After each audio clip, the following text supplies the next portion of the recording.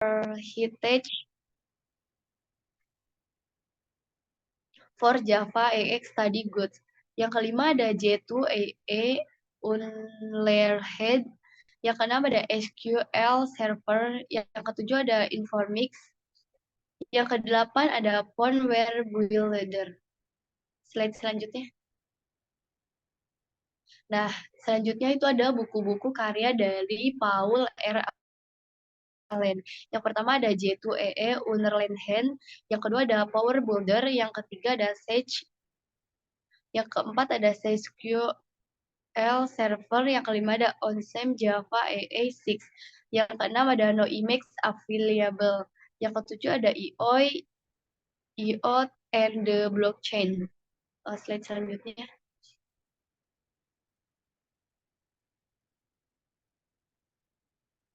Nah, selanjutnya itu ada ringkasan hasil review dari kelompok 4. Yang pertama itu ada dari halaman 1 sampai 37 ada pengantar blockchain. Blockchain adalah teknologi yang mengubah cara pengumpulan distribusi dan pengelolaan informasi. Teknologi ini pertama kali diperkenalkan oleh Satoshi Nakamoto, pencipta Bitcoin yang juga merancang database blockchain pribadi.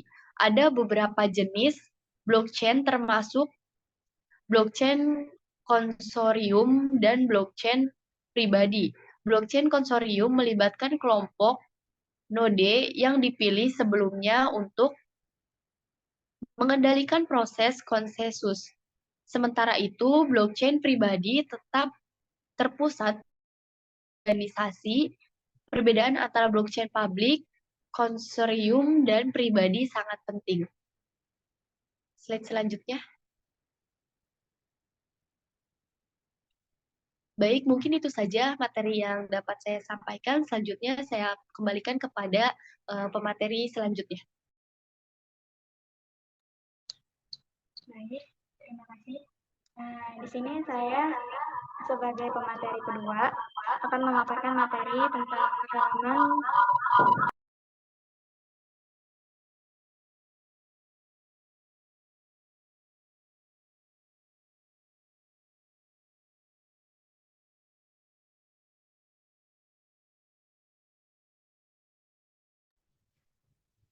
halaman 38 sampai 72.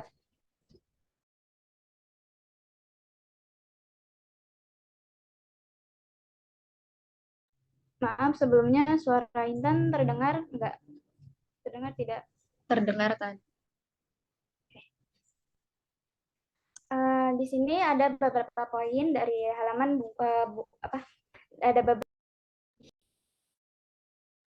ada beberapa poin yang bisa diambil dari halaman 38 sampai 72. Di antaranya itu ada blockchain adalah teknologi basis data terdistribusi yang dapat mengeksekusi kontrak pintar.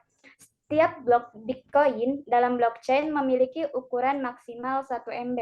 Ketika kapasitas blok penuh, blok lain ditambahkan ke dalam blockchain. Kemudian ada sekuit atau saksi terpisah. Digunakan untuk mengatasi keterlambatan konfirmasi transaksi. Kemudian ada transaksi Bitcoin terdiri dari input, detail pengirim, output, rincian penerima, dan tanda tangan digital. Lalu ada blockchain memiliki keunggulan, efisiensi, dan penghematan biaya. Kemudian ada yang terakhir, blockchain akan terus ada dan menjadi penting di masa depan dan penting bagi para pengembang untuk memiliki pemahaman yang komprehensif tentang teknologi ini.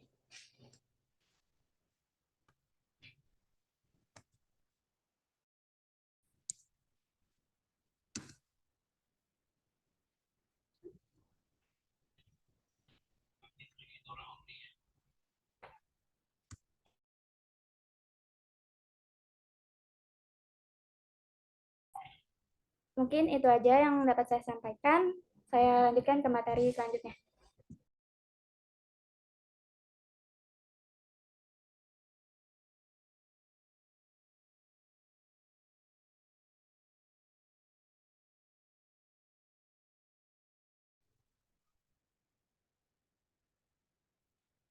Baik, terima kasih. Di sini saya akan menjelaskan pada halaman selanjutnya. Pada halaman ini membahas perkembangan internet dan teknologi terdesentralisasi seperti blockchain, Internet of Things.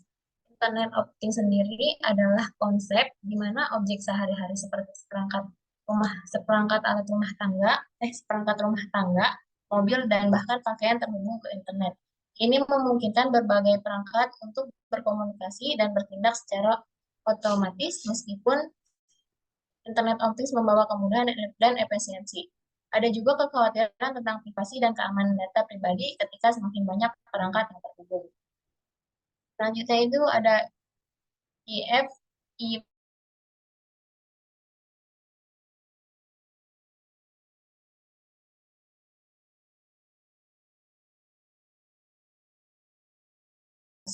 berbeda dengan penyimpanan data tradisional yang berpusat, mereka mengurangi ketergantungan pada server pusat, meningkatkan keamanan, dan memungkinkan berbagai data yang lebih efisien, serta layanan penyimpanan terdesentralisasi seperti storage.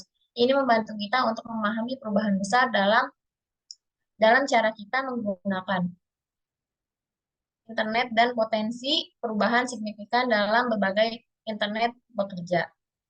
Adapun kelebihan STOT, layanan penyimpanan terdesentralisasi, STOT menawarkan keamanan tinggi, artinya data Anda aman dari ancaman, juga data tersedia sepanjang waktu, sehingga Anda dapat mengaksesnya kapan saja. Selain itu, privasi Anda terlindungi dengan baik, dan penggunaan bandwidth yang efisien membantu Anda menghemat biaya storage.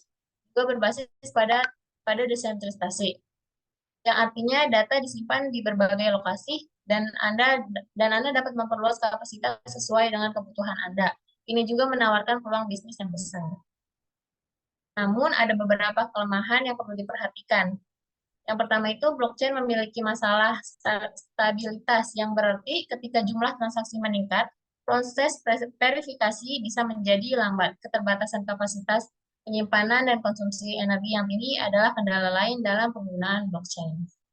Selain itu, pengembangan teknologi ini bisa rumit dan ada kekhawatiran tentang privasi, terutama karena semua transaksi tersimpan secara permanen di blockchain. Memperbaiki dan mempengaruhi data di blockchain juga bisa menjadi sulit. Dalam industri keuangan, penggunaan teknologi blockchain mempengaruhi peran pengacara dan tata kelola informasi dalam firma hukum.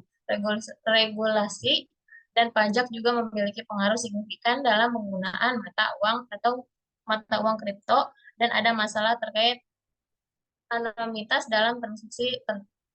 Tantangan regulasi global juga perlu dipertimbangkan. Oke, itu saja yang saya dapat sampaikan. Saya kembalikan kepada pemateri selanjutnya.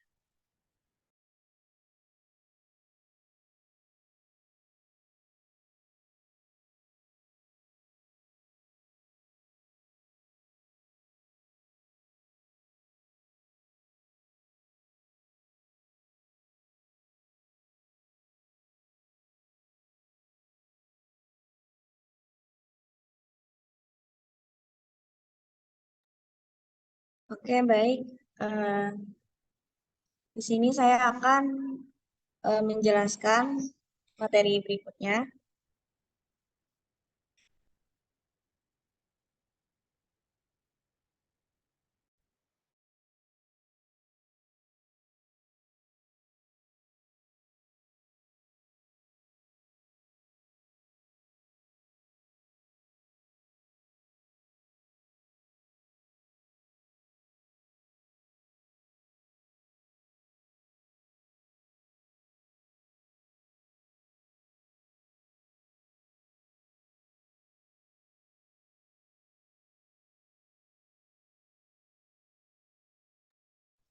Oke, baik.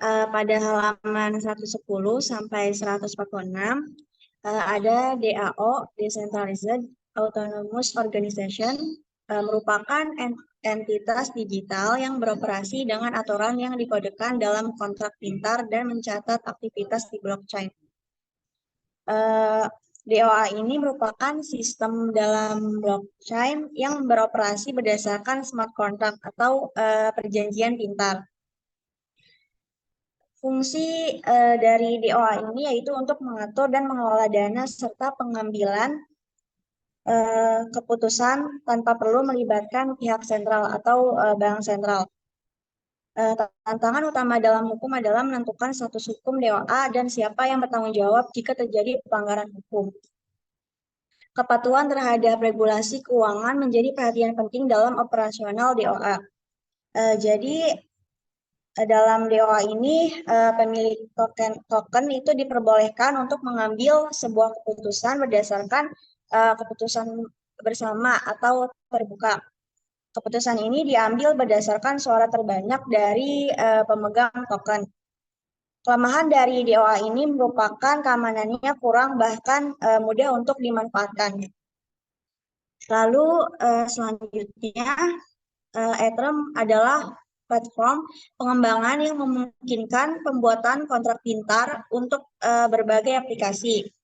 Ethereum ini menggunakan teknologi blockchain untuk mencatat transaksi dan memfasilitasi pembuatan kontrak pintar. Kontrak pintar pada Ethereum memungkinkan otomatisasi transaksi dan proses bisnis yang lebih efisien. Jadi, Ethereum ini merupakan sebuah platform blockchain yang tidak hanya berfungsi sebagai mata uang kripto, tapi juga sebagai platform untuk aplikasi yang disebut dengan smart contract. Di dalam smart contract Ethereum ini itu memungkinkan pengguna atau pengguna itu untuk membuat smart contract di mana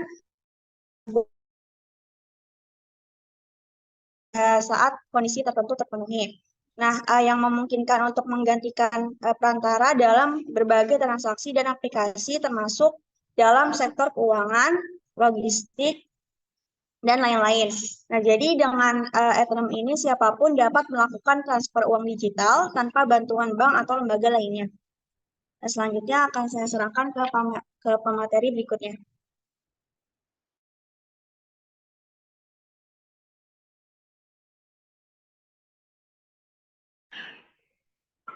Oke, selanjutnya di sini ada halaman buku pada 147 sampai 183. Yang pertama membahas mengenai organisasi otonom terdesentralisasi atau yang biasa dipanggil DAO adalah konsep yang mirip dengan prinsip-prinsip yang dipakai oleh Bitcoin, yaitu menghilangkan perantara pemerintah pusat dan memperluasnya ke struktur perusahaan. Yang kedua, DAO mencoba memodifikasi aturan yang mengatur operasi perusahaan dengan menggunakan kontrak pintar pada platform Ethereum. Pada dasarnya DAO bekerja dengan cara yang sama seperti perusahaan pada umumnya. Namun aturannya berbeda, yaitu dikodekan secara digital dan secara otomatis ditegakkan serta dijalankan. Lalu yang ketiga yaitu kontrak pintar dalam DAO menggantikan struktur manajemen hierarkis dengan aturan yang dikodekan secara otomatis. Dengan aturan yang dikodekan ini menjadi bekal keuntungan DAO sendiri, yaitu dapat menghilangkan manajemen hierarkis. Yang keempat, keuntungan dari DAO adalah dapat menghilangkan ketergantungan pada manajemen tradisional dan memfasilitasi pengambilan keputusan yang lebih demokratis. Ini berarti DAO memberikan fleksibilitas dalam struktur organisasi serta memberikan kesempatan lebih besar bagi anggota untuk berpartisipasi dalam proses pengambilan keputusan yang dapat meningkatkan transparansi dan responsivitas organisasi. Lalu yang kelima, tantangan utama DAO adalah adanya kemungkinan munculnya masalah tak terduga yang berada di luar aturan yang telah ditentukan. Ini menunjukkan bahwa dalam lingkungan organisasi yang terdesentralisasi, keputusan dan tindakan yang diambil oleh entitas tersebut dapat memiliki konsekuensi yang sulit diprediksi dan diatasi. Yang terakhir yaitu pentingnya pemantauan dan penyesuaian DAO untuk mengatasi masalah yang muncul. Bahwa dalam lingkungan yang terdesentralisasi, diperlukannya sebuah sistem pengawasan, perkembangan ataupun berbagai permasalahan guna tetap menjaga kestabilitasan dan sesuai dengan tujuan organisasi. Mungkin cukup sekian yang dapat saya sampaikan. Selanjutnya saya serahkan kepada pemateri berikutnya. Terima kasih.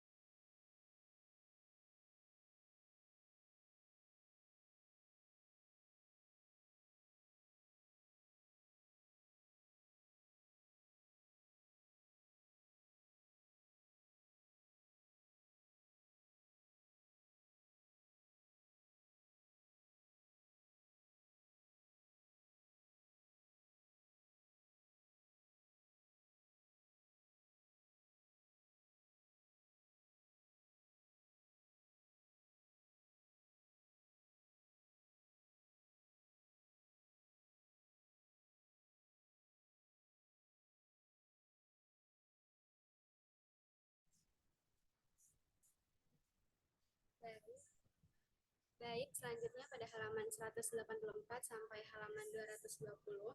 Yang pertama, validasi kontrak cerdas pada aplikasi Ethereum sangat penting karena kontrak tersebut tidak dapat diubah setelah diterapkan. Selanjutnya, pengujian relevan dapat dibagi menjadi beberapa jenis dan domain terpisah, termasuk tes fungsional, tes aliran siklus hidup normal, dan tes kerentanan. Nah, pengujian yang relevan dapat dibagi menjadi beberapa jenis dan domain terpisah dan dijelaskan secara individual. Yang pertama itu ada tes fungsional. Tes fungsional ini ketika kita memiliki pengujian fungsi mirip CRUD yang memastikan kita dapat membuat, membaca, memperbarui, dan menghapus entry, peran, pengguna, dan lain-lain dalam kontrak yang kita buat. Selanjutnya ada tes aliran siklus hidup normal. Pengujian ini dijalankan melalui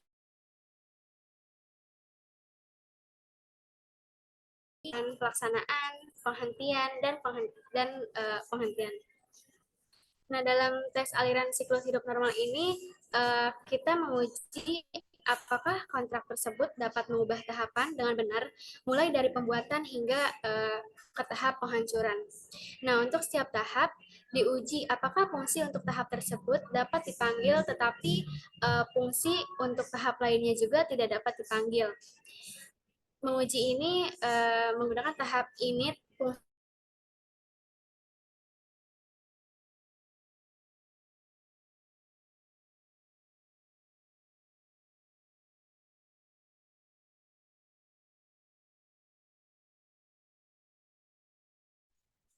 mohon maaf, kendala jaringan.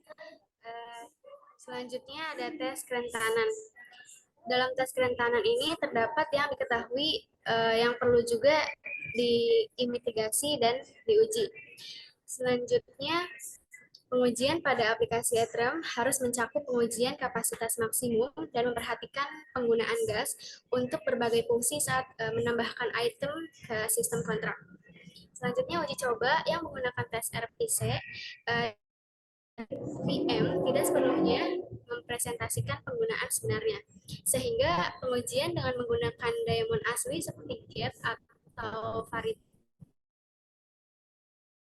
EPM atau Ethereum Virtual Machine menyediakan lingkungan yang kaya untuk termasuk dApp sederhana, interaksi dengan Oracle, dan solusi perusahaan full stack. Dalam buku ini, EPM ini menyediakan lingkungan yang kaya yang memungkinkan pengembangan solusi mulai dari dApp sederhana, interaksi sederhana dengan Oracle untuk mengambil informasi eksternal. Hingga solusi perusahaan ini full stack. Platform kontrak pintar mencakup semua fitur untuk membuat kode modern dengan banyak panggilan kontrak dan interaksi satu sama lain, termasuk menghasilkan peristiwa ke sistem eksternal. Selain itu juga, buku ini menyadari pentingnya desain yang jelas dalam hal modularitas, peran dan keamanan, serta manajemen siklus hidup. Yang terakhir, karena sifat blockchain yang tidak dapat diubah, pengujian dan validasi kontrak pintar memerlukan perhatian khusus sebelum diterapkannya pada blockchain. Dalam buku ini terdapat 3 kategori aplikasi database mirip blockchain, yaitu publik, konsorsium, dan swasta. Namun, sebenarnya hanya ada 2 kategori, yaitu publik dan swasta. Mungkin itu saja yang dapat saya sampaikan. Saya kembalikan kepada moderator.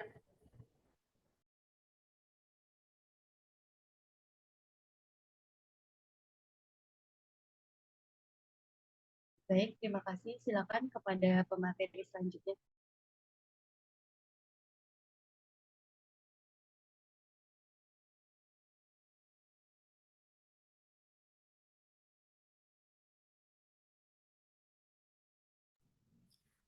Baik, pada halaman 221 sampai 257. Yang pertama, administrator instant open chain bertanggung jawab untuk mendefinisikan aturan buku besar dan mengatur transaksi. Kemudian, pengguna akhir yang memiliki izin dapat menukarkan nilai pada buku besar sesuai dengan aturan yang ditetapkan oleh administrator. Selanjutnya, salah satu tujuan desain quorum adalah untuk menggunakan sebanyak mungkin teknologi Ethereum yang sudah ada dan tetap konsisten dengan versi dasar kode Ethereum publik di masa depan. Selanjutnya, Quorum menggunakan konsep blockchain dan kontrak pintar untuk memfasilitasi transaksi dan pengelolaan data yang aman dan terdistribusi. Selanjutnya, Stellar adalah infrastruktur pembayaran terbuka dan terdistribusi yang berfungsi sebagai jembatan antara bank, sistem pembayaran, dan masyarakat.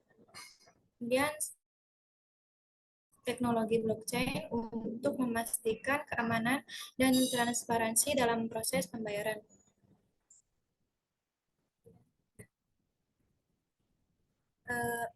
Ada banyak opsi untuk blockchain pribadi yang berizin, dan daftarnya kemungkinan akan terus bertambah. Dalam banyak kasus, peraturan pemerintah atau industri mengharuskan adanya kontrol swasta. Meskipun demikian, kebebasan, netralitas, dan keterbukaan yang mengawali Bitcoin di blockchain publik adalah hal-hal yang perlu diingat. Mungkin itu saja yang bisa saya sampaikan. Saya kembalikan ke moderator. Baik, terima kasih. Selanjutnya silakan kepada pemateri selanjutnya.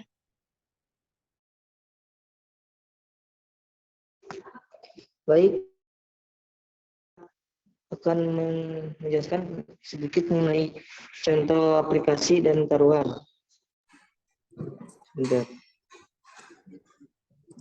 DApp adalah singkatan dari aplikasi terdesentralisasi atau Decentralized Application. Dalam dunia blockchain, DApp adalah jenis aplikasi yang berjalan di atas teknologi blockchain seperti Ethereum dan menggunakan kontrak pintar atau smart contract untuk mengatur logika bisnis mereka. Ciri khas dari DApp adalah bahwa mereka tidak dikendalikan oleh satu entitas sentral, melainkan beroperasi secara terdesentralisasi di seluruh jaringan blockchain. Ini berarti bahwa pengguna DApp memiliki kendali penuh atas data mereka dan transaksi mereka, dan tidak ada otoritas pusat yang dapat mengambil alih dan mengubah aplikasi tersebut. Yang pertama ada pemilik alamat.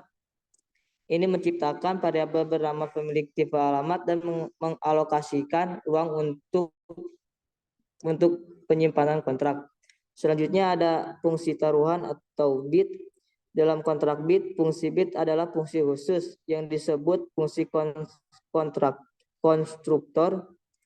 Fungsi konstruktor dijalankan segera setelah penerapan kontrak ke dalam blockchain dan biasanya berisi logika pengaturan dan inisialisasi variabel untuk kontrak. Selanjutnya ada pemilik sama dengan pesan pengirim atau MSG sender.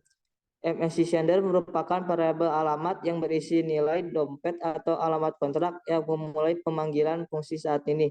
Dan juga MSG center adalah penyebar kontrak ketika fungsi konstruktor dijalankan. Selanjutnya yaitu fungsi kill. Ini mendefinisikan fungsi publik bernama kill date dapat dipanggil tanpa argumen. Konteks sistem operasi, fungsi kill biasanya digunakan untuk menghentikan atau mengakhiri proses atau program yang sedang berjalan. Ini adalah perintah atau fungsi yang memungkinkan pengguna atau sistem operasi untuk menghentikan proses yang tidak merespon atau perlu dihentikan secara paksa. Selanjutnya ada if atau MSG sender owner true. Berdasarkan konvensi hanya pemilik kontrak yang diperbolehkan untuk menghancurkannya. Jika ada orang lain yang mencoba menghancurkan kontrak, di sini akan menimbulkan kesalahan perintah. Kesalahan perintah ke fungsi untuk mencegah penyalahgunaan.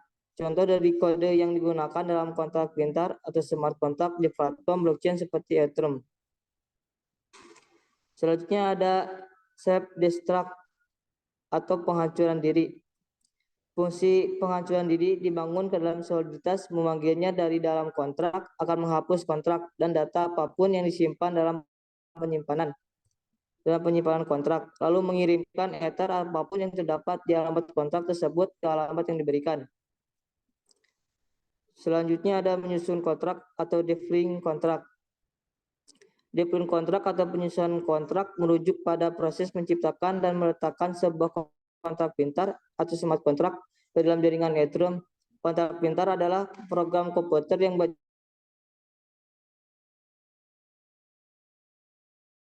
menjalankan logika bisnis yang telah diprogramkan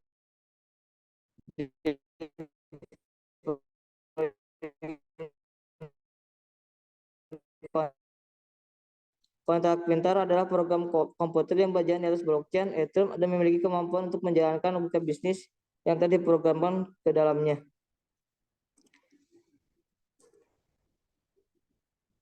Selanjutnya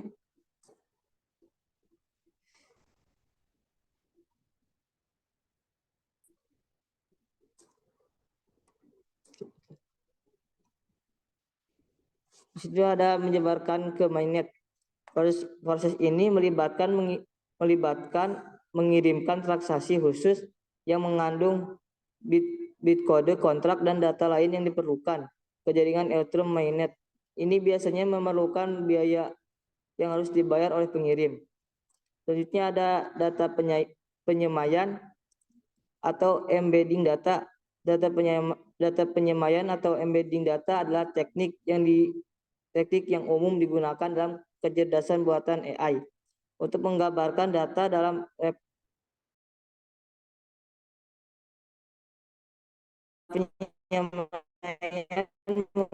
memungkinkan mesin untuk lebih mudah memahami dan memproses data kompleks seperti teks, gambar, mencari sistem rekomendasi dan pemrosesan bahasa alami.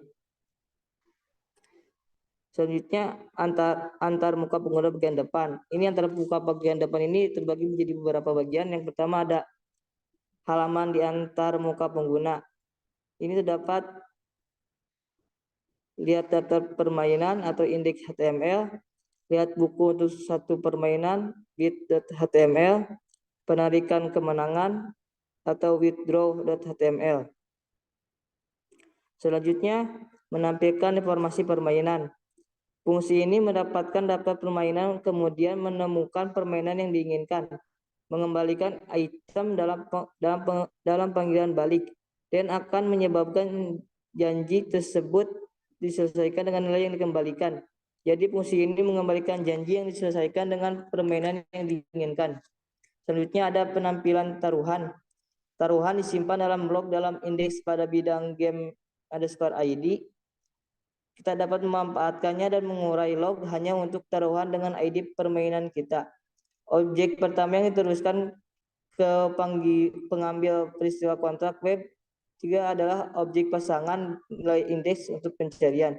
Objek kedua adalah objek konfigurasi. Selanjutnya ada memasang tawaran atau taruhan. Fungsi ini mengabstraksi perbedaan tingkat browser dan mengembalikan janji itu. Disesuaikan dengan alamat dompet terlepas dari browser mana yang digunakan. Selanjutnya ada permainan penilaian. Permainan penilaian ini mendapatkan skor kandang dan tandang dari input. Menggunakan ID dari fungsi induk, mendapatkan alamat dompet, dan mengirim transaksi ke fungsi AB setGame reset contract. Callback sekali lagi dibiarkan kosong namun dapat diisi dengan kode di masa mendatang. Dan yang terakhir ada menerapkan KWS. Agar aplikasi Anda tersedia untuk umum di internet, Anda harus menyebarkan aplikasi ke server. Untuk tujuan kami akan menggunakan hosting web statis Amazon S3 untuk menghosting front-end kami. Pertama, jika Anda tidak memiliki akun AWS, Anda harus membuatnya di https://aws.amazon.com. Sekian yang dapat saya sampaikan. Saya kembali lagi ke moderator.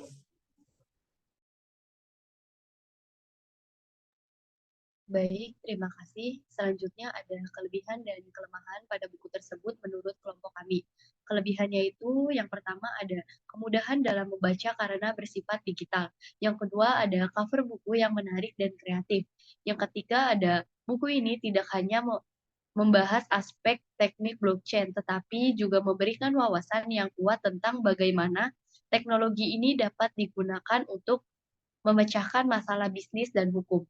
Selanjutnya ada kekurangan. Yang pertama itu ada penggunaan struktur bahasa yang terlalu kompleks sehingga sulit dipahami untuk pembaca yang awam. Yang kedua ada kosakata tidak umum yang menjadi hambatan karena sebagian besar klaim sulit untuk dikenali. Yang ketiga ada buku ini sangat sulit untuk ditemukan baik dalam bentuk e-book maupun dalam bentuk fisik. Yang keempat ada buku ini memberikan efek kebosanan bagi para pembaca karena isi dalam buku ini pembahasannya banyak yang terus diulang-ulang. Baik, mungkin itu saja review buku dari kelompok kami. Selanjutnya ada review jurnal pengaruh Big Data dan teknologi blockchain terhadap model bisnis sektor logistik dengan pendekatan business model Canvas. Slide selanjutnya.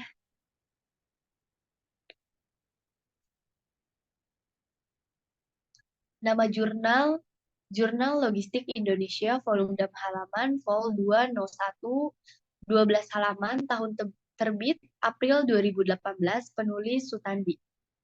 Slide selanjutnya.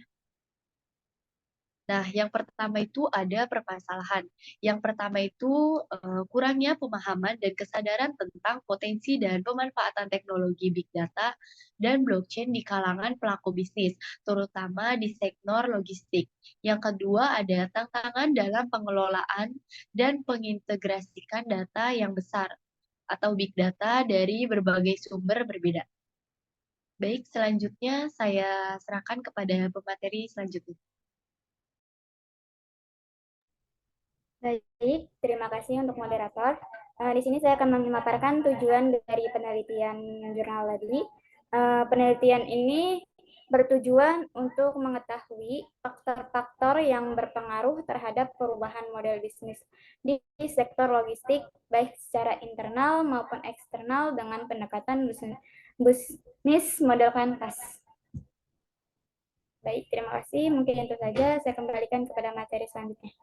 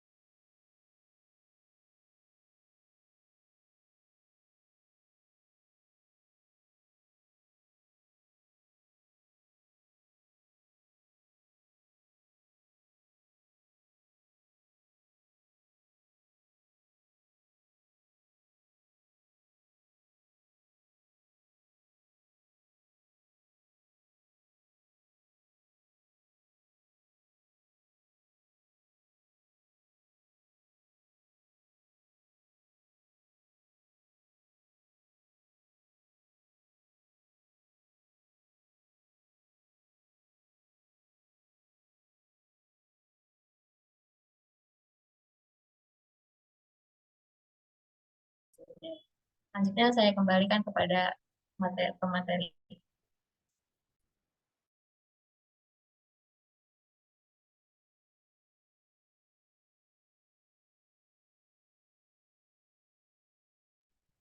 Baik, di sini ada jenis penelitian. Jenis penelitian yang digunakan adalah penelitian kualitatif deskriptif, di mana penelitian ini berupaya mengumpulkan data, menganalisis secara kritis atas data-data tersebut dan menyimpulkannya berdasarkan fakta-fakta pada penelitian. Selanjutnya akan saya serahkan ke pemateri berikutnya. Baik, untuk selanjutnya di sini ada subjek dan objek penelitian. Subjek penelitian di sini yaitu proses kerja BMC pada penelitian ini. Objek adalah bisnis model kanvas yang dipengaruhi oleh big data dan teknologi blockchain. Seterusnya saya serahkan kepada pemateri selanjutnya.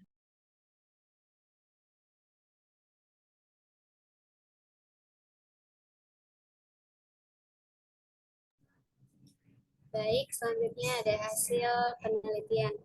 Yang pertama, penerapan teknologi blockchain mengubah sistem sentralisasi menjadi sistem terdistribusi. Keuntungan dari pendekatan terdistribusi ini adalah peningkatan respons terhadap perubahan pasar dan kolaborasi yang lebih baik antar departemen atau divisi. Namun kelemahannya adalah kehilangan kontrol terhadap informasi dan konten. Yang kedua, ada penggunaan teknologi big data dan blockchain dalam BMC dapat meningkatkan visibilitas dan kemampuan berbagai informasi antar perusahaan. Penggunaan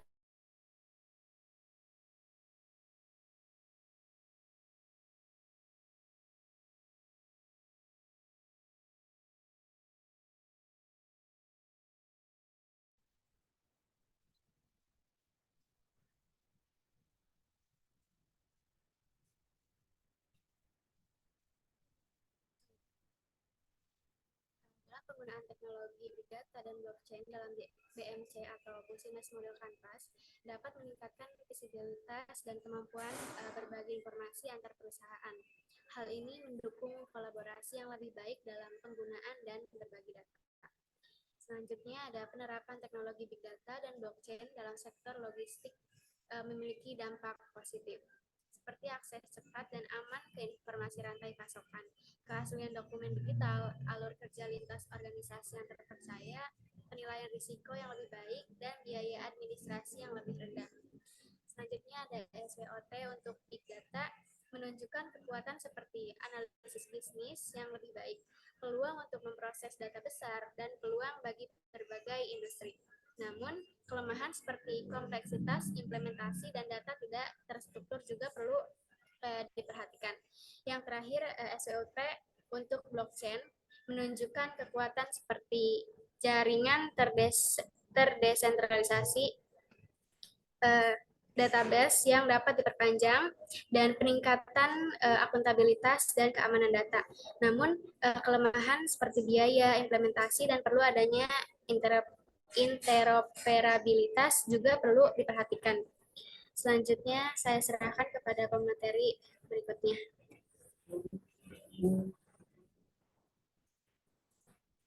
Baik, selanjutnya ada kelebihan penelitian. Yang pertama, peningkatan respon terhadap perubahan pasar. Dengan menggunakan teknologi blockchain, sistem terdistribusi memungkinkan perusahaan untuk lebih responsif terhadap perubahan pasar yang cepat. Hal ini dapat membantu perusahaan mengambil keputusan yang lebih baik dan mengoptimalkan kinerja bisnis mereka. Yang kedua, ada kolaborasi yang lebih baik. Teknologi blockchain memungkinkan kolaborasi yang lebih baik antar departemen atau divisi dalam perusahaan. Dengan adanya sistem terdistribusi, informasi dapat dibagikan dengan lebih efisien dan transparan, memungkinkan kolaborasi yang lebih efektif dalam penggunaan dan berbagi data. Selanjutnya saya serahkan ke pemateri.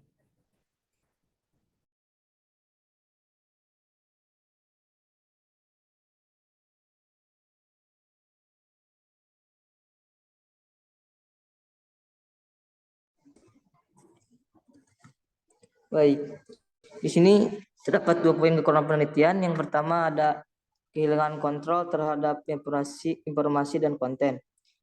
Salah satu kelemahan dari pendekatan terdistribusi adalah kehilangan kontrol terhadap informasi dan konten.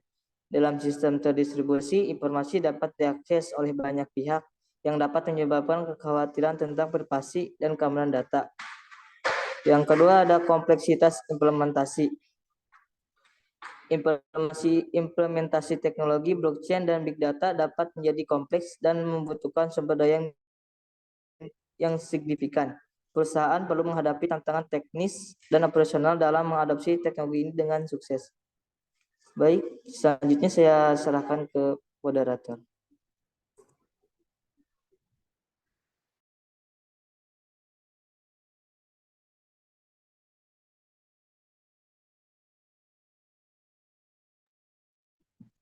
Baik, terima kasih kepada kelompok 4 yang sudah memaparkan materinya dengan sangat baik. Selanjutnya kita memasuki kepada sesi tanya jawab atau sesi diskusi. Silakan kepada teman-teman yang ingin bertanya, boleh.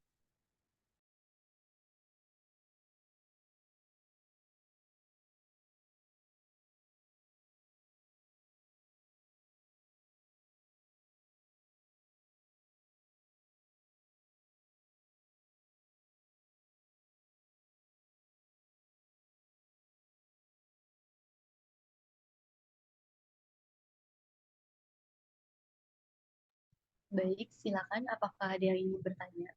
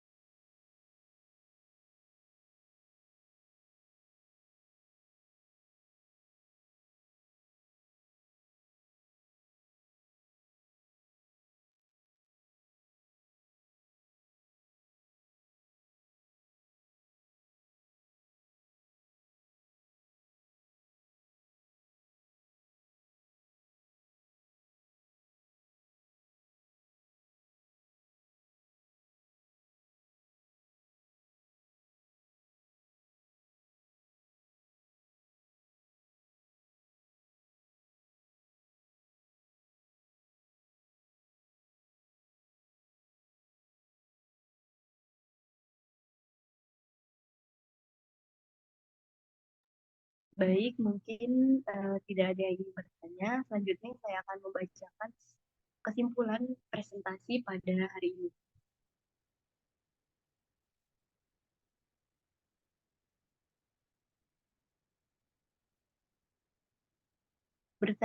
Berdasarkan review buku dan jurnal, dapat disimpulkan bahwa keduanya memiliki pembahasan tentang penggunaan blockchain pada bidang bisnis, hukum, dan teknologi secara detail. Buku A Practical Guide to Developing Business Law and Technology Solution yang ditulis oleh Joseph J. Bambara dan Paul R. Allen menyediakan pandangan holistik tentang bagaimana mengembangkan solusi bisnis yang sukses dengan mempertimbangkan aspek hukum dan teknologi. Dengan membaca buku ini, diharapkan pembaca bisa mendapatkan pemahaman yang lebih baik tentang bagaimana mengintegrasikan sebagai disiplin ilmu dan pengambilan keputusan bisnis dan jurnal pengaruh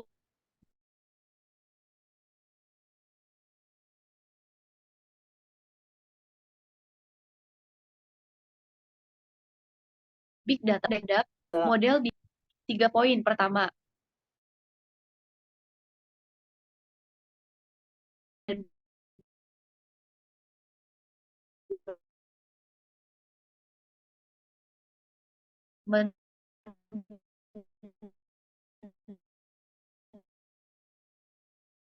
dengan relasi intra dan antar organisasi. Ketiga, analisis. Sekian presentasi dari kelompok 4. Jika ada kurangnya, mohon maaf yang sebesar-besarnya. Semoga apa yang kelompok kami sampaikan berguna untuk teman-teman. Sekian dari kelompok 4. Wassalamualaikum warahmatullahi wabarakatuh. Waalaikumsalam warahmatullahi wabarakatuh.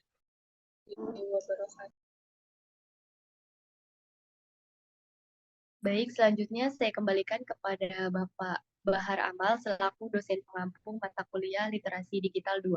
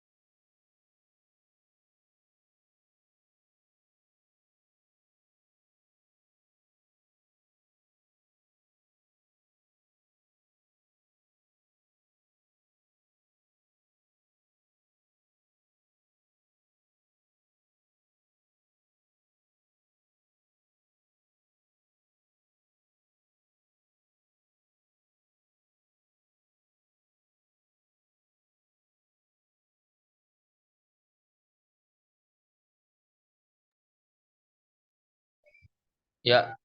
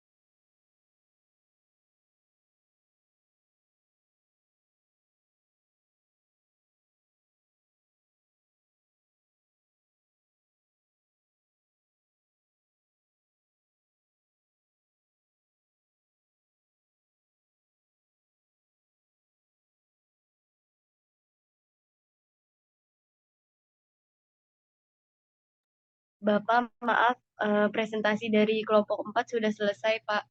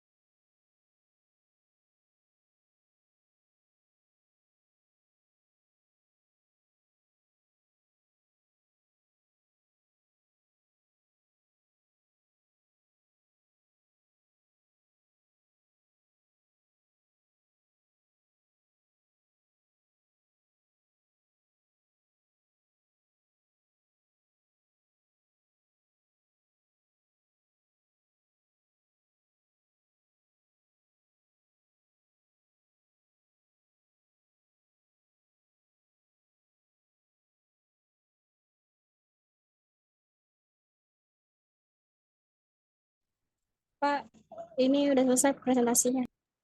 Oh, udah ya, udah selesai tanya jawab ya. Oke. Gimana? Ada kesulitan dalam menjawab pertanyaan?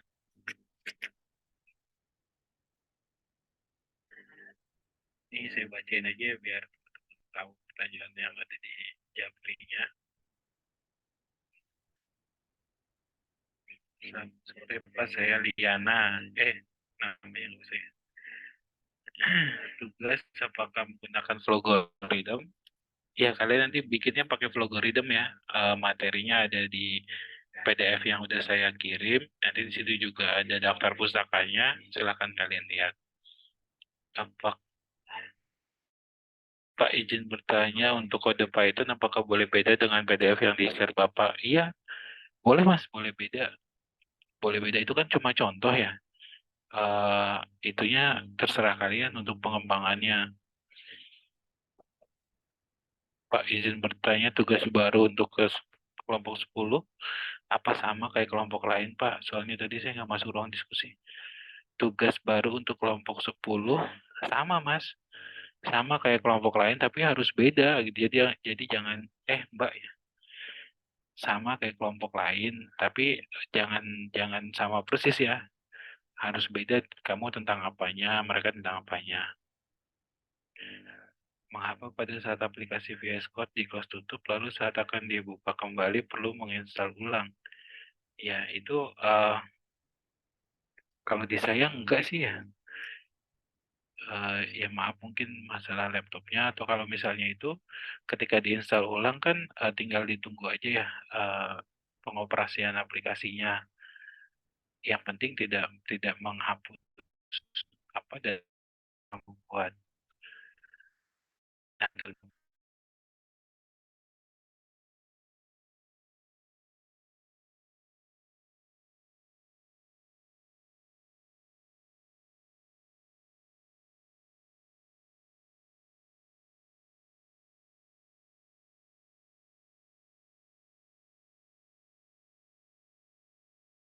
cari codingan-codingan di internet.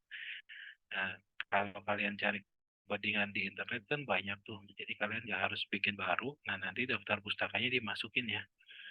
Jadi kalau misalnya kalian ini bisa aja ngambil dari internet. Otomatis semua jadi itu hilang. Ini udah tadi butuh waktu. Sudah mencoba praktekkan pemrograman if else yang terdapat di modul dan nyata error Pak. Tapi kami mencoba contoh lain dalam ruangan lain dan datanya itu diganti. Apakah itu? Ya nggak apa-apa Mbak. Kalau misalnya apa namanya? Karena dalam pemrograman itu kan harus selalu diupdate ya. Nggak apa-apa Kak. Yang penting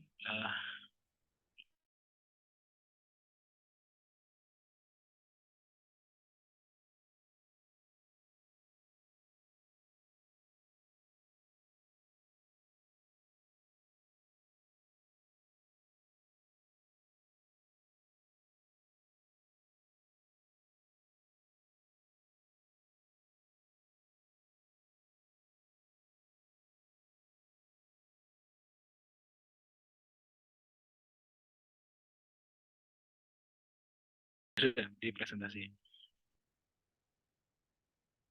Oke, ini kita nanti ada luringnya hari apa ya? Kelas bagiannya nanti luringnya kelas hari apa ya? Hari Rabu, hari Kamis atau hari Jumat ya Mbak? Untuk Kenapa Pak? luringnya nanti kita kapan ya? Kalau sesuai jadwal itu besok jam 14.25. Oke.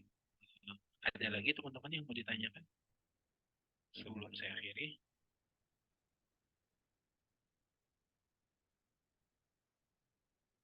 Halo? Izin bertanya Pak, Iya, silakan.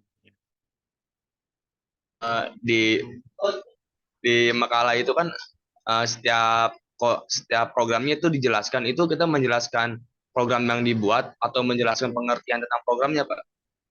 Ya, menjelaskan kalian. Jadi kan kalian capture dulu ya. Capture codingannya, terus di bawahnya kalian jelaskan apa isi gambar yang ada di atas. Jadi kalian mau buat apa, ini mau ngapain. Ya, ada narasinya ya, maksudnya. Kayak contoh kalau kalian lihat atau artikel kan ada tabel, ada gambar, terus di bawahnya kan suka ada narasinya kan, penjelasan tentang